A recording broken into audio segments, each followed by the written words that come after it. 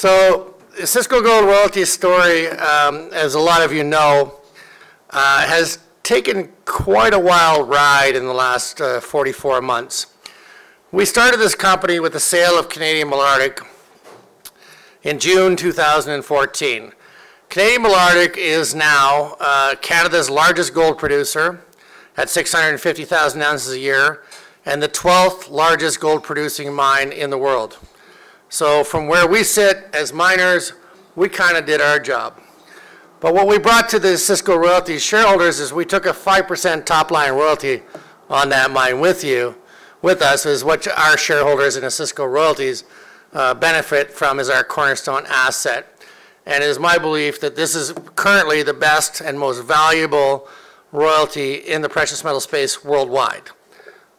Better than anything that Franco or Silver Wheaton or Royal Gold owns in terms of value. So this is quite a statement. It's a Quebec-based mine, and obviously Quebec is where our head office is. Quebec is where we started our business. But we are an international crew with a very Canadian trend to us. So as we sit today, 3.5 years into the creation of Osisko Royalties, we've created a company that has 87% margins on metal sales as we look forward. We have created a company that's gone from $450 million market cap to $2 billion market cap as we speak today. We started the company with $157 million in cash and a $15 million equity book. We currently have $330 million in cash and a $450 million equity book. So we've seen a lot of metrics increase. They're not all reflected in our share price, but we're pretty happy about the way things have been going. You all know us from the past movie of Osisko 1, which was a pretty simple story to follow. We bought the Canadian Malartic mine for $88,888, Chinese eighths. We invested $1.05 billion into it. We consolidated the land package, and we sold it to Yamana and Agnico for $4.1 billion, making our shareholders an empirical return and a realized gain of over $3 billion in a period of about 7 years. So we don't really want to stray too far from that business plan because it worked out pretty good last time. There are not many gold mining companies that invested $1 billion and returned $4 billion and made $3 billion worth of profit. So that's kind of the main theme as we look forward to how we plan our business as Osisko Gold Royalties. So in the vein of that theme, we created a few things that we wanted to take advantage of. So we wanted to be a royalty and streaming company, not unlike Silver Wheaton, Franco, or Royal Gold.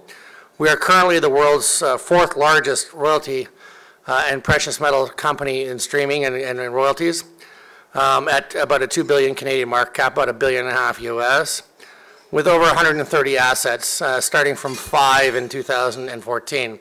So in 44 months, we've become number 4 in the world. And we created a separate thing that we call the Accelerator business, which I'm going to get into quite a bit more as we get into the presentation. Last year, we bought the Orion package for $1.1 billion Canadian, which is essentially the largest royalty and streaming deal that has been done since the IPO of Franco in 2007. So off of a $1 billion platform, we bought a $1.1 billion portfolio. Some of the reasons that our stock is down at $12 right now is obviously this was a very big step and a very aggressive step in what's considered a very competitive business in the royalty and streaming business. But it transformed Osisko into what is solidly the 4th largest precious metal company in the world in this space. So as the market digests that and we get more into the portfolio of assets that we bought, we think that the multiple that we should be earning on this portfolio, it will go up, and we'll get more into the multiples as we go further on. So we spent 75% of our investment capital goes into these traditional streaming and royalty deals, which you would be familiar with if you follow Franco, Silver Wheaton, or Wheaton Precious, and Royal Gold. What's unique about us is the 25% accelerator model, which we believe was the only management team in the business that can actually do this piece. Because we actually generate asset bases, match up management teams, capitalize them, and create the opportunity not only for the royalty, not only for the stream, but also to be a consummate winner in the equity space. So as we get further into the explanation tonight, I'm going to tell you how that accelerator model makes us a better company in terms of competing with our traditional friends at Franco, Wheaton Precious, and Royal Gold. So the other thing that comes to be is that if you're buying a royalty or a streaming company, traditionally you're doing that as you want a very conservative way to get exposure to gold and silver. So in the conservative idea, we would think that geopolitical risk plays into the conservative idea. If you're worried about the world blowing up tomorrow, and you're worried about the euro or the dollar devaluing, you probably want to be in a relatively safe jurisdiction when you invest in gold or silver, which is really the only reason to be there in the mainstream investment community, is because you don't trust the dollar and you don't trust the euro. So we have a dominantly North American base with 104 assets in North America and 9 assets in South America and a few assets in Europe and 13 assets in Australia. So we have a very conservative approach to geopolitical risk, which I think everybody in this room has some sensitivities to. Obviously, watching the news lately, it's we're one tweet away from $1,500 gold and 2 tweets, maybe 3 tweets away from $2,000 gold and blowing up half the planet. So we like to be in the part that we think doesn't get blown up too much. So we've stuck to our North American philosophy and the place that we're good at operating in, Canada dominantly, and then a little bit in the US, and then some in Chile and Peru. So if we look at where we sit, the top assets in the company, we'll start with a 9.6% stream on Canada's newest diamond mine, Renard, 2.3% at Eleanor, which is Goldcorp's largest mine in Quebec, currently scheduled to produce 400,000 ounces a year. Our only cornerstone asset that's probably never going to be eclipsed, Canadian Malartic, which is producing 650,000 ounces a year, of which we get about 33,000 ounces a year of zero-cost gold from. Island Gold, which is currently operated by Alamos Gold and is a smaller project developing parallel in AG offtake. But on up to Bruce Jack, which is Pretium's asset in BC, currently scheduled to ramp up to 700,000 ounces a year. We own an offtake agreement there. And we also own a gold stream that starts in 2020. So again, in a silver offtake in Gibraltar, which is one of the largest mines in Canada, currently mines at 85,000 tons a day throughput, and one of the largest open pits in Canada. And we believe a mine that has a long life and will produce for us in the future. So those are the things we know. In South America, we have San Roman, which was a 50% offtake agreement, which is a little more complicated to explain, but we'll stick to Mantos, where we have a 100% silver stream, which is our main asset in South America. This was previously an Anglo Gold operation. It's been in production for about 20 years, so long-standing producer and things that we think. So what does that do for us as Osisko royalty shareholders? Well, we're looking for 77 to 82,000 ounces a year this year with about a 92% margin. So there's not too many businesses that you can be in where you have a 92% gross margin. Now we have about 21 employees in Osisko Gold Royalties directly on a $2 billion company making roughly $130 million.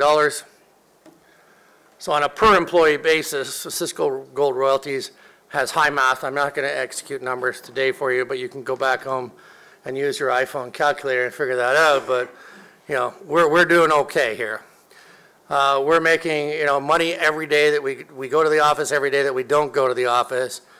We make about $500,000 a day, which is a pretty damn good business. So we like the way that works, and we've locked in the growth for Osisko shareholders. If we don't do another deal, if we don't issue another share, and we don't spend another dollar just with the growth portfolio that's already paid for, we're going to go to about 160, 170,000 ounces by 23, stopping in the middle of 2020 to be 130, 140,000 ounces with an 87% cash margin. So we've already locked in success. Now all we have to do, for lack of a better metaphor, is not screw it up. The success is already here. We don't need management. We don't need drill results. We just need to execute the plan. So if we look at guidance, for the year, we're looking at 80,000 ounces a year for next year, which in Canadian dollars is, somewhere around 130 to 150 million dollars of revenue. And we have 21 employees involved in the game. And obviously, we could cut that back. Our friends at Franco-Nevada are in a declining situation in terms of their overall production. We continue to grow because we have a lot of growth assets in our portfolio. So where a lot of the mines that Franco, Royal Gold, and Precious have are in decline, and their overall forecast for the future is going down unless they add new assets, spend more money, issue more shares, and dilute more, we actually have locked in organic growth. Now the cost of that to us has been a little bit unwelcome. Because we've done so many transactions, because we've had so much noise in our balance sheets and done so much M&A, we're trading about 1.1 times NAV, whereas our friends at Franco, who have essentially been harvesting assets and been very stable, are trading about 1.9 times NAV. So as we transition from growth phase into harvest phase, we hope to close the gap between the 1.1 to the 1.9 times NAV as we mature the platform and we take advantage of all the growth assets as they mature. They go through the ramp up, they go through the build out, and we just continue to grow based on the dollars that are already in. Now our margin this year for 2017 was 92%. So that's because we're dominantly royalties. Our friends at Royal Gold were at 81, our friends at Franco were at 79, and our friends at Wheaton Precious were down at 70%. So having a dominantly royalty-based asset base has a significant amount of advantages. Now, if we look at consensus by NPV, we would have 81% based in North America and only 19% in the international space. So our friends at Royal Gold, Wheaton, and Franco are all much more exposed to non-North American assets than we are, and which has been a very dedicated and sincere outcome from us, is that we wanted to stay North American based for the very reasons I outlined at the beginning of this discourse, is that we think that, if the shit hits the fan, you're going to want to have the safest asset investment that you can. By consensus, on an MPV by stage, we're 60% in production, 23% in development, and 17% in ramp up and construction. So we're highly exposed to the growth side of a lot of new mines, which in the long term is going to play out better for us than most. On an offtake basis, we have 51% in royalties, 47% in streams, and a small percentage, 2%, in offtake agreements, which are a little more, sort of a trading financial tool. Not that important, but it generates a couple $1 million a year for us. Pays for us to come to Zurich, host a dinner, keep Reiner there, and have our friend Martin come over and see us too. So all good things. By geography, we are 75% in Canada. And by metal, we are 62% gold, 22% silver, and 12% in diamonds. So if you consider diamonds to be precious, we are essentially 96% precious in terms of our exposure to the assets and how we make our money.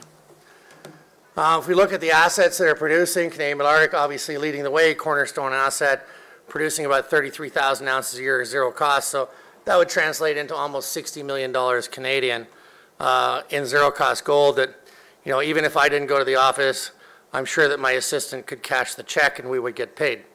So it's not a particularly complex piece of business to accomplish that piece of revenue. The Goldcorp asset with Eleanor, we currently rate about 2.2% of that asset. But that asset, even though it had a reduction in overall production, as it produces gold, our percentage of royalty goes up. So at 3 million ounces produced, our royalty increases from 2.2% to 3.5%. So Eleanor, even though they reduced their guidance from 600,000 ounces a year to 400,000 ounces a year, still a growth asset for us on net gold. The diamond stream, Renard, obviously Canada's newest entrant into the diamond market. We own 9.6% stream. We pay $50 a carat. They reported their sales this week at $120 a carat, so it's a pretty damn good business. As we look at Bruce Jack obviously a ramp up, quite a bit of volatility around the story. But you know, our look at Bruce Jack is that they'll probably buy this thing back from us for $136 million in 2019. Our exposure to that asset is about $80 million, so we get a pretty good return no matter what happens at Bruce Jack. What other people don't understand about Bruce Jack is that if the company gets sold before 2019 and they execute that contract, we would get 6.5% of the gross value of the sale price of that company. So if it was to sell for, say, $3 billion, we would get $180 million back. So we have a potential windfall on Bruce Jack, even if there is a buyback execution on that stream. If it doesn't get bought back, then we end up with a very nice 4% stream for the rest of the mine life there. Mantos is an asset probably very little known to anybody. It was privatized by Orion about 2 years ago through a private purchase from Anglo American. It's a nice copper mine in Chile, and it pays us about 4,000 ounces of gold equivalent a year. I won't go into too many of the rest of them, but you know, we can get into these assets if anybody has any particular questions, but that's kind of the core of all of our royalty income. So we move on to our accelerator companies and our medium-term companies and how we plan to deliver superior returns in the royalty and streaming space to you as shareholders. The accelerator companies are essentially an incubation process where we identify an asset base and we match a management team to it. We create a company, and that company goes forward on an independent basis. We provide both equity, but generally we take a stream up front. And you know, we've seen the potency of this model. Jose is going to present Osisko Mining to you later, so I won't go too much into that story. But it was a company that we started with an $8 million market cap that didn't have too many projects in it, that's currently worth $500 million, that has almost $190 million as of December 31st in the company, and one of the best exploration discoveries of our cycle. Other things that we've looked at, you know, there are different deposits within Osisko Mining. Windfall obviously being the lead asset, but they own Marban, which we have a royalty on. And then, you know, other things like Hermosa with Arizona Mining, where we own a 1% royalty. But we've already sold our equity position there, which we bought for $5.6 million. Sold it for $28 million, realized a $22 million gain, paid $10 million for the royalty. So even if the mine didn't get built, we would be up $12 million. If the mine gets built, that 1% royalty could be worth another $100 million. So we've taken our technical ability, converted it into very sophisticated financial outcomes at an early stage in projects, and we've engineered a pipeline of organic opportunities for us to invest in streams as these companies get further through the food chain. So I won't get too much into that. The most recent deal we did was closed yesterday. We acquired a 5% stream on the Eagle project owned by Victoria in the Yukon. That royalty will earn us 11,000 ounces of zero-cost gold a year for potentially 12 to 15 years. Based on the current mine plan, we think there's a hell of a lot more upside in that project as we move forward. And we also own 15.5% of the equity in the company. So assuming that the company reaches production, there's a bonus in the equity. We see the equity, you know, contributing to the diminished cost of our royalty there. But 11,000 ounce a year royalty is a very significant asset in the royalty space. So it's a highly valuable asset. This is a project that's fully permitted, and it is under construction as we speak. We started mobilizing the camp about a month ago, and we expect to see gold production out of this camp in 2019. So you know, that's a great new asset that we just added. And we're hopeful that that's going to turn into something even bigger. But that was yesterday's news, so we'll move on to tomorrow's news. So some of the stuff that's in our portfolio, Amsler, which is in development and should be in production by the end of the year. We'll also start to add in Lamaque and Horn 5, which is the Falco project, which Vince is going to talk about a little bit later in the presentation. Hermosa, which we talked about, is the Arizona mining assets. Windfall Lake, which Jose is going to talk about. We'll get into that, and maybe at the end of it, I'm going to give you a little overview on the Barkerville gold story with Caribou. And then obviously Canadian Malartic has added significant amount of assets or ounces to their portfolio this year, which is Odyssey North and South.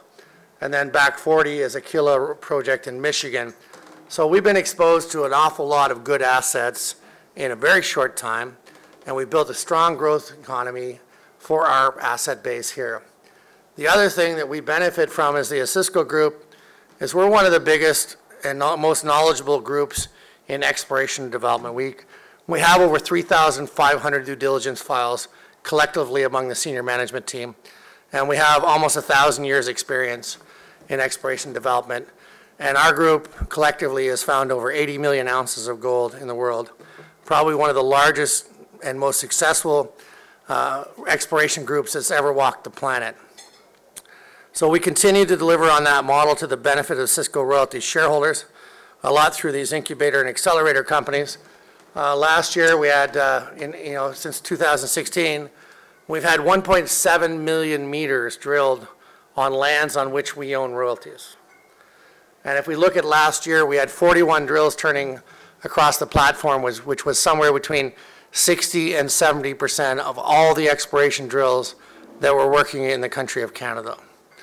So we have upside for our shareholders that we don't pay for because we did not contribute a dollar to that drilling. The market paid for all that drilling with minimal investments from us. So typically when we invest a dollar, we expect to see somewhere between $5 and $20 from the market to follow us. And the Osisko Royalty shareholders have already locked in their upside through either royalty or a stream. So, we've got the best of both worlds. We get to see lots of drill results. For those of you who follow Osisko Mining in Barkerville, as you'll know, very rarely does it go a week without a set of drill results being published. This is pretty good business for us. With over 870,000 meters planned for 2018, we are still the biggest benefactor of exploration upside in Canada without having to spend any more money. So I think that's an important piece. You have to understand that this is what the companies are doing, but you as Osisko Royalty shareholders already have your benefit. You don't have to pay for it. So how do we look at the investment model in the accelerator companies? As you know, some people have talked about how we work. We have about $450 million invested in our equity book. So we take equity positions, namely in companies that were that were incubated and what we call accelerator companies, where we were able to attach a royalty and streaming opportunity early on. And then we have about 30% of our portfolio that's invested in third-party companies where we see potential for a royalty or a stream, where we've taken an equity position as well. So typically, the only time that you can buy a royalty is at the very beginning of an exploration story. It's very difficult to buy royalties in here, though we just did with Victoria. So typically we want to buy the royalty here, and because we know that this timeline chart is somewhere between 5 to 10 years before you get to production, we want to own some equity that's going to reduce the cost of this royalty. So rather than just purchasing the royalty, often we will take an equity position, knowing that if the exploration is successful, that we can harvest up here. So that is one of our typical things. So if you look what we're trying to show you on this chart, Arizona Mining and Barkerville Osisko Metals, we took a royalty right here at the very beginning. In the case of Arizona Mining, we sold it up here. We'll get into that a little bit later.